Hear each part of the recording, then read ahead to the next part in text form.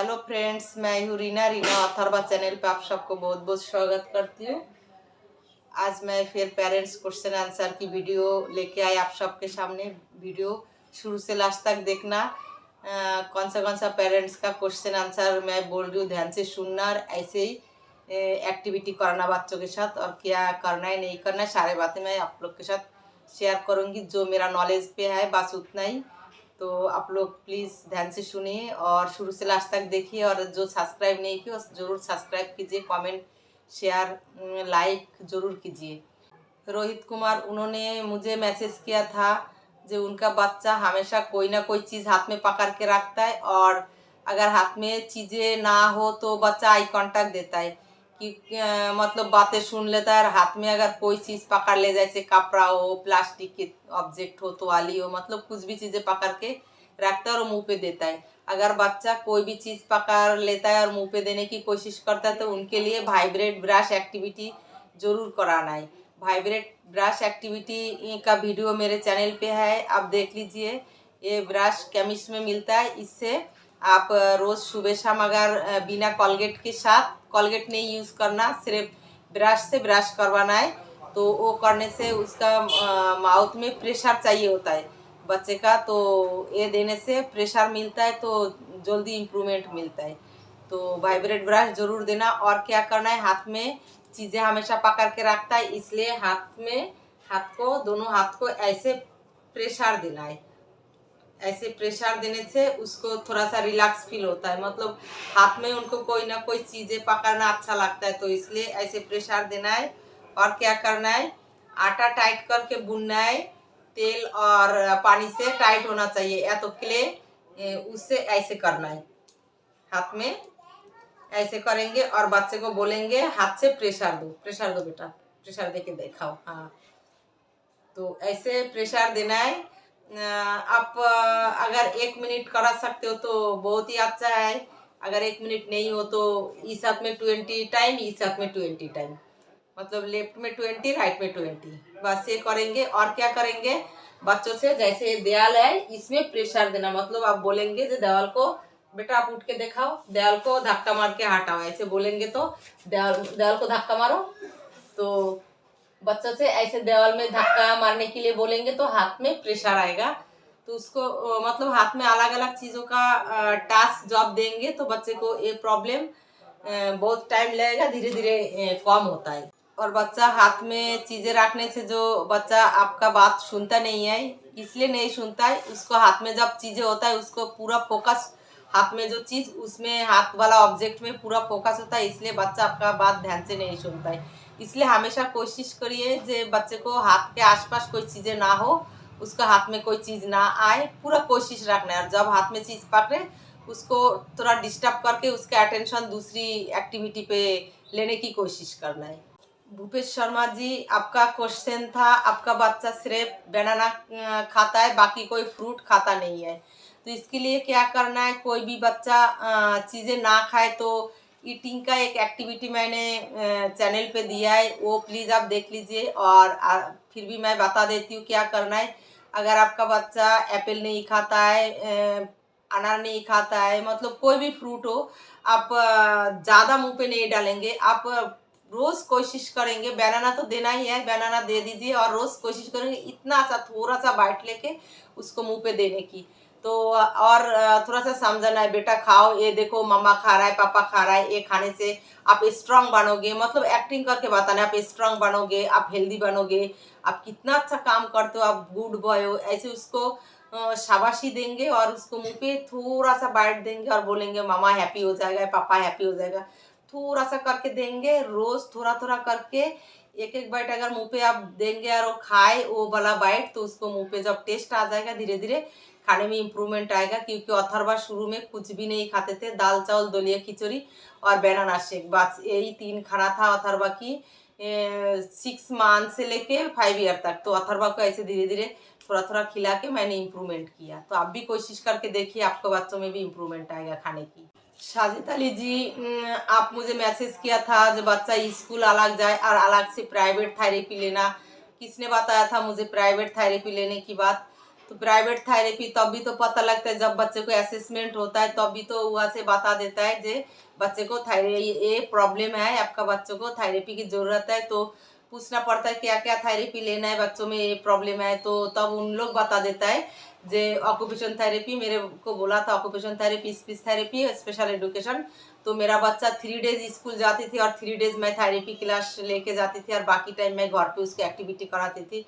तो थेरेपी उन्होंने बताया था, फिर उनसे ही मैंने पूछा था जे कहाँ से कराओ, किससे, मुझे तो कोई नॉलेज नहीं था, तो उन लोग की बता दिया था थेरेपिस्ट का नाम, उनका ही जान पहचान था। तो तब से मैं कराया 5 इयर्स। तो मुझे वहाँ से डॉक्टर से ही पता लगा जे थेरेपिस्ट कराना है। प्राइवेट थेरेपिस्ट ठीक होता है, सरकारी में जाओगे तो सरकारी में तो इतना अच्छा काम होता नहीं है, इसलिए मैंने प्राइवेट से थेरेपिस्ट किया।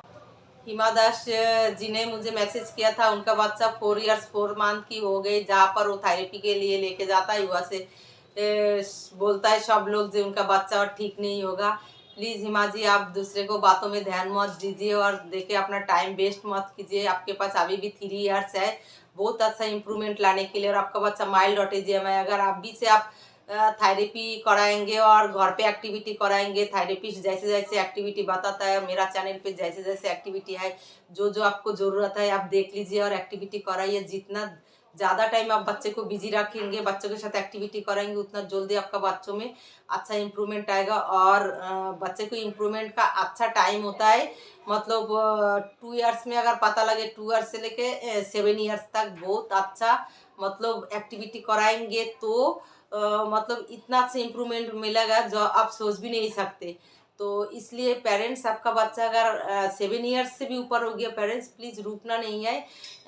10 इयर्स की बच्चा भी मैंने देखा, कुछ भी नहीं समझ आती थी, उसको माँ को पता लगा। एक मेरा जान पहचान में है, उनको माँ को पता लगा 10 इयर्स बच्चा, तब पता लगा उनका बच्चा ऑटिज्म है। तो थेरेपी कराया, घर पे भी अभी भी कराता है, काफ़ी चेंज आ गई वो बच्चों में। इसलिए रुकना नहीं है, एज मैटर नहीं करता है, एज देखना नहीं है, हमें लड़ना है बच्चों के साथ, हमें एक्टिविटी करना है, बस हमें बच्चों को इम्प्रूवमेंट लाना है, मतलब कोशिश जारी रखना है, एक्टिविटी जरूर करना है। बच्चे को एज जितना भी आगे हो जाए, निकल जाए, अगर हम एक्टिविटी कराएंगे तो जरूर कुछ ना कुछ हमारा बच्चा सीखेगा, इम्प्रूवमेंट करेगा। इसलिए टेंशन नहीं करना, आप जितना टेंशन करेंगे आप काम नहीं कर पाएंगे, इसलिए टेंशन नहीं करना। बच्चों में प्रॉब्लम है, बस यही सोच के हमें एक्टिविटी करना है, एक्टिविटी करने से ज़रूर इम्प्रूवमेंट मिलता है। थोड़ा टाइम लगता है, एकदम से इम्प्रूवमेंट नहीं मिलता है, धीरे धीरे इम्प्रूवमेंट मिलता है। तो इसलिए आपके पास अभी भी 3 इयर्स बहुत अच्छा इम्प्रूवमेंट लाने की टाइम है, उसके बाद भी आपको रुकना नहीं है। आपको 15 इयर्स तक, बच्चे को 15 इयर्स तक आपको उसके साथ एक्टिविटी कराना है, तो शायद आपका बच्चा ठीक हो जाए। तो टेंशन मत करिए प्लीज़, ये मेरा रिक्वेस्ट है। स्वप्ना दिवाकर जी ने मैसेज किया था जे बच्चों के साथ क्या हमेशा बोलना है। हाँ, बच्चों के साथ हमेशा बोलना है, क्योंकि अथर्वा भी जब 0 था तब मुझे भी थेरेपिस्ट बोला था बच्चे के साथ चुप नहीं रहना, बच्चों के साथ हमेशा बोलना है, कुछ भी करो, कोई ले जाओ, कोई भी एक्टिविटी घर के अंदर, मतलब हमेशा बच्चों के साथ बोलना है। तब मुझे लगता था मैं तो बात कर रही हूँ, लेकिन मुझे ऐसे लगता था अथर्वा सुनता नहीं है, समझ नहीं आता है, लेकिन मैं फिर भी रुका नहीं था, मैं बोलते रही। तो अथर्वा धीरे धीरे बोलना सीख गया। इसलिए बच्चों के साथ हमेशा आप कुछ भी काम करेंगे, आपका बच्चा अगर आपके पास हो तो उसके बारे में, आपका खुद का काम के बारे में बताना है, आप क्या कर रहे हो, क्या नहीं कर रहे हो, आप कहाँ जाओगे, या पापा कहाँ गया, या दादी कहाँ गया, मतलब कुछ भी बातें आप बोलते रहोगे। बच्चे को हर एक के बातों के बारे में आप जो काम करेंगे डिटेल्स बताएंगे, बच्चे को समझ आए ना आए वो हमें नहीं देखना। हमें हमेशा कोशिश करना है बच्चे को आई कांटेक्ट लेने की और बच्चे को बात सुनाने की कोशिश करना है। मतलब ऐसे ना हो बच्चा आपकी तरफ पीछा करके बैठा है और आप बोलते रहो। आप हमेशा कोशिश करो बच्चे को अपना फेस टू फेस होके बैठ के बात करने की, फिर उसको किस करो, उसको पकड़ लो, उसको गोदी में उठाओ और बोलते रहो। जरूर आपका बच्चा धीरे धीरे सुनेगा और इम्प्रूवमेंट आएगा। इसलिए मतलब बात करते ही रहना, चुप नहीं रहना। हमें बच्चे चुप रहे लेकिन हमें बोलना ही है। तो आप जरूर बोलिए हमेशा, मतलब हर पेरेंट्स को मैं बोल रही हूँ, बच्चों के साथ बोलते रहिए, डिटेल्स समझाते रहिए बच्चे को, तो बच्चों में जरूर इम्प्रूवमेंट आएगा। उन लोग सुनता है, हमें रिस्पॉन्स नहीं करता है, आई कांटेक्ट देता नहीं, लेकिन जरूर सुनता है इसलिए तो बाद में जाके उनको पता लग जाता है और बात भी कर लेता है। तो प्लीज़ आप सब लोग बात करिए बच्चों के साथ। SR012G मुझे मैसेज किया था। उनका बच्चा टॉयज से खेलता कम है, कोई भी टॉयज मिलता है तो थ्रो करता है। प्लीज़ पेरेंट्स, बच्चे को खेलना समझ नहीं आता, इसलिए हमें क्या करना है, टॉयज लेके बच्चों के साथ खेलना है, खेलना सिखाना है, हमें उनको इंगेज रखना है बच्चों के टॉयज के साथ खेलना। और जो बच्चा थ्रो करता है, कोई भी बच्चा हो, अथर्वा जैसे मतलब इतना थ्रो करता था, हमारा फ़ोन भी बेलकोनी से गिरा देता था, चाबी घुमा देता था थ्रो करके, कोई पर भी थ्रो कर देता था। मतलब उसको समझ नहीं था, थ्रो करने करके फिर हंसता था, जंपिंग करता था, खुश होता था। इसलिए थेरेपिस्ट ने मुझे बोला था एक बास्केट रखो और बच्चा जब भी ऊपर थ्रो करे तब भी बच्चे को बोलना है, मतलब कोई पर भी थ्रो करे, इधर उधर ऊपर नीचे कोई पर भी, तो अब आपको समझाना है बच्चे, आपको जो चीज़ थ्रो करना है आप बास्केट में थ्रो करो, तो उससे बास्केट में थ्रो कराइए। अगर बास्केट के बाहर थ्रो करे तो बच्चों के साथ तो उससे क्लीन अप कराना है। मतलब जो चीज़ें बच्चों बाहर थ्रो किया तो उससे बोलना चलो हम जगह पे रख देता है, हमें क्लीन अप करना है, आप थ्रो किया है इसलिए हमें ही करना है, तुम्हें ही करना है। मतलब बच्चों से ही उठाना है, जो चीज़ें इधर उधर फेंकेगा उससे ही उठा के जगह पे रखाना है।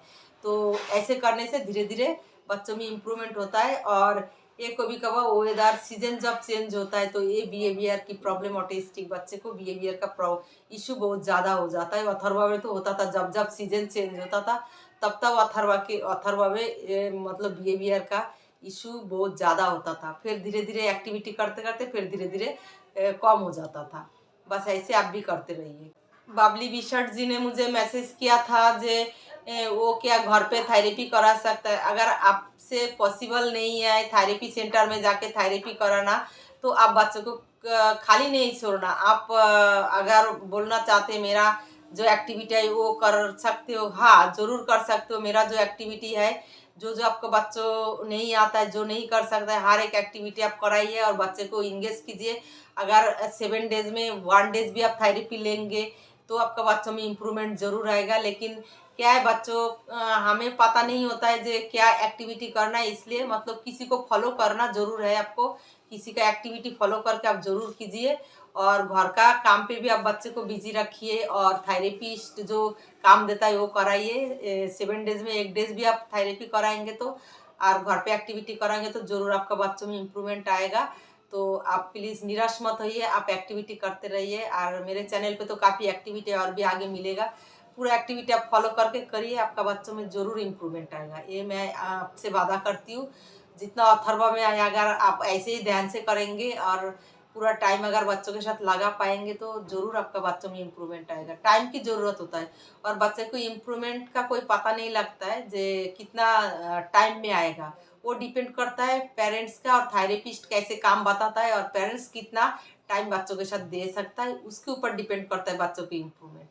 तो थैंक यू पेरेंट्स, आप कर लीजिए तो आपका बच्चों में इम्प्रूवमेंट आएगा। चंदनी सिंह जी, आपने मैसेज किया था विजुअल ऑटिज्म के ऊपर कुछ बोलने के लिए। तो आपका बच्चा ज़्यादा विजुअल मतलब जो पिक्चर उक्चर देखता रहता है, तो आप टीवी नहीं दिखाते हो, बहुत अच्छी बात है। पेरेंट्स टीवी नहीं दिखाते हो, टीवी मत देखा। और आपका बच्चे को जो पोएम याद है पूरा दिन भर गाता रहता है, तो इसलिए पेरेंट्स उसको क्या करना है, जो पोएम बताता है आपको उसके बारे में उसको समझाना है। जो पोएम बताएगा उसके ऊपर डिटेल्स आपको बताना है। जब पोएम हो जाएगा बोलना, तब आप बोलेंगे प्लीज़ आप कीप क्वाइट रहो, अभी मम्मा तुम्हें समझा रहा है कौन सा पोएम बोला है, तो आप पोएम के ऊपर समझाते रहिए जो जो पोएम बोलेगा। और बच्चे को आप ऐसे फिंगर रख के मुंह पे बोलेंगे अभी वेटिंग टाइम चल रहा है, अभी चुप रहो।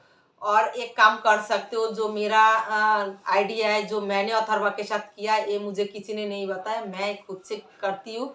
अभी भी जब जब अथर्वा की मतलब बिहेवियर इशू हो जाता है, ज़्यादा बोलता है, सेल्फ टॉक करता है, तो तब तभी मैं अथर्वा के साथ वो जो बोलेगा वही मैं रिपीट करती हूँ, तो थोड़ी देर के लिए चुप हो जाता है। तो ऐसे अगर आप 2 महीना आप कर सकते हो तो आपका बच्चे को धीरे धीरे वो बोलना बंद हो जाएगा। क्योंकि कोई बच्चे को ना, आपको भी आप जो बात बोल रहे हैं आपके साथ कोई रिपीट करे, आपको बार बार एक ही बात आपके साथ आप अगर बोलेंगे मुझे खाना खाना है, आपके बाद आपके साथ ही कोई बोले मुझे खाना खाना है, मैं अभी नहीं खाऊंगी, मैं अभी नहीं खाऊंगी, इससे कोई रिपीट करे तो आपको खुद को भी अच्छा नहीं लगेगा।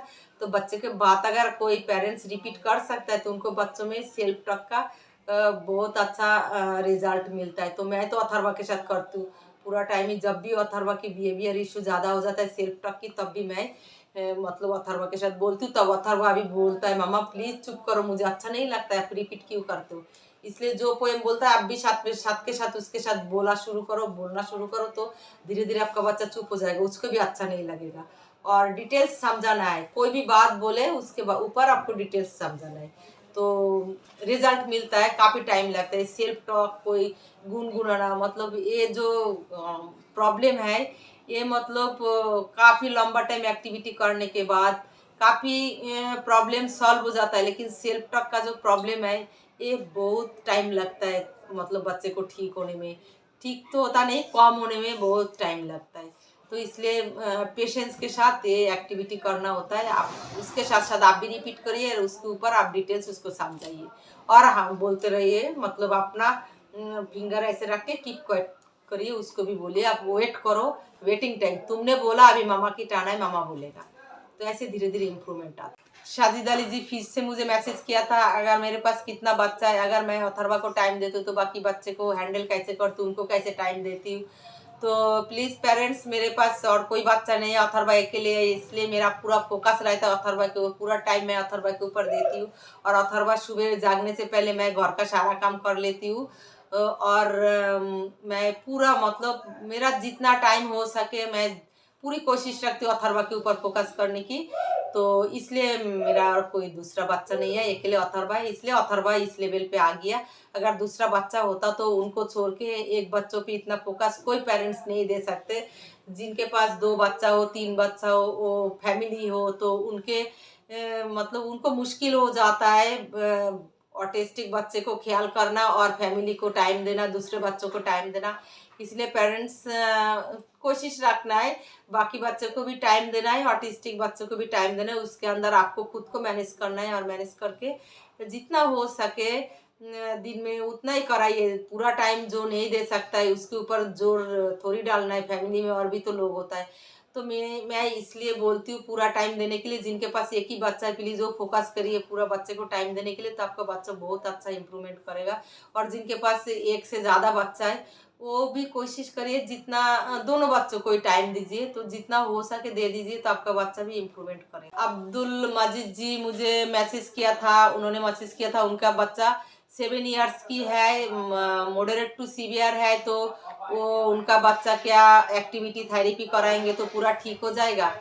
तो बच्चे को पूरा मतलब ठीक होने पूरा ठीक नहीं होता है, माइल्ड जो बच्चा होता है वो उसका अगर 2 इयर्स में पता लगे और 2-3 साल मतलब थेरेपी कराए और घर पे एक्टिविटी कराए तो वो बच्चा ठीक हो जाता है। और बाद में भी थोड़ा बहुत जो प्रॉब्लम रहता है एक्टिविटी कराने से एक टाइम के बाद नॉर्मल हो जाता है। क्योंकि मेरा एक फ्रेंड है, उनका बच्चा माइल्ड है, माइल्ड ऑटिज्म था, वो थेरेपी कराए 3 इयर्स, अभी घर पे कराता है, थेरेपी बंद कर दिया, घर पे खुद काम कराता है, एक्टिविटी कराता है। उसका बच्चा बहुत अच्छा इंप्रूवमेंट करता है, इतना अच्छा से बातचीत करता है, मतलब एकदम बिल्कुल नॉर्मल जो बच्चा है वो 6 इयर्स की बच्चा है लेकिन एकदम नॉर्मल हो गया। तो माइल्ड बच्चा अगर आप थेरेपी कराएंगे, एक्टिविटी कराएंगे तो छोटो उम्र से मतलब 2 इयर्स से पता लगे या 3 इयर्स से पता लगे तो उनका बच्चा बिल्कुल ठीक हो जाता है, जो मैंने देखा है। तो आपका बच्चा 7 इयर्स हो गया, आप निराश मत होइए, टेंशन मत कीजिए, अभी भी आपका बच्चों के पास टाइम है। अगर आप एक्टिविटी कराएंगे तो काफ़ी इम्प्रूवमेंट आएगा आपका बच्चों में। पूरा ठीक होगा क्या नहीं वो मैं नहीं बता सकती हूँ, क्योंकि 7 इयर्स हो गया और आपका बच्चे को अगर मैं देख लिया होता तो मुझे पता लगता। तो फिर भी मैं अपना नॉलेज से, मेरा आइडिया से बता रही हूँ, 7 इयर्स हो गया, फिर भी अगर आप टेंशन करेंगे और रुक जाएंगे तो नहीं होगा। आप एक्टिविटी कराइए, थेरेपी कराइए, बहुत अच्छा इम्प्रूवमेंट आपका बच्चा भी ला सकता है और लाएगा, ज़रूर लाएगा। मेहनत की फल कभी बेकार नहीं होता है, आप जितना मेहनत करेंगे उतना जल्दी आपको बच्चों में इम्प्रूवमेंट आएगा। और कोई टाइम टेबल नहीं होता है बच्चे ठीक होने की, एक्टिविटी कराने से काफ़ी टाइम के बाद बहुत अच्छा इम्प्रूवमेंट मिलता है, जैसे अथर्वा को मिला था। तो प्लीज़ आप एक्टिविटी कराइए, थेरेपी कराइए, आपका बच्चा भी बहुत अच्छा करेगा, टेंशन नहीं करो। पेरेंट्स ने मैसेज किया था उसका बच्चा 2 इयर्स की है, तो 2 इयर्स के लिए कोई वीडियो एक्टिविटी चाहिए।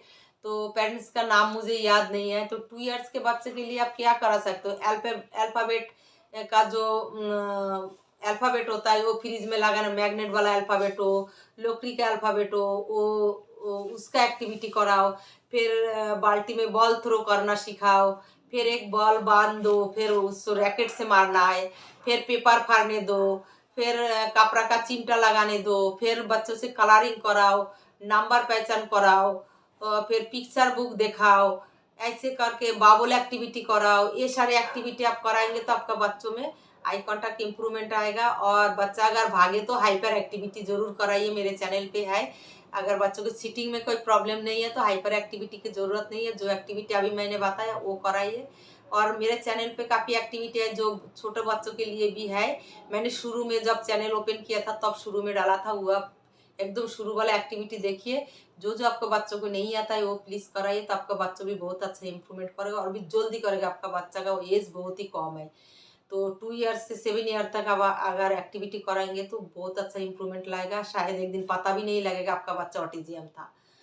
तो थैंक यू पेरेंट्स, आज इस वीडियो में यहाँ तक। नेक्स्ट वीडियो में न्यू एक्टिविटी लेके फिर आप लोग के साथ मिलती हूँ। अगर मेरा वीडियो अच्छा लगे तो लाइक शेयर सब्सक्राइब करना, कमेंट करके ज़रूर बताना, क्योंकि आप लोग कमेंट करते हो तो मुझे बहुत अच्छा लगता है। तो thank you parents, bye bye.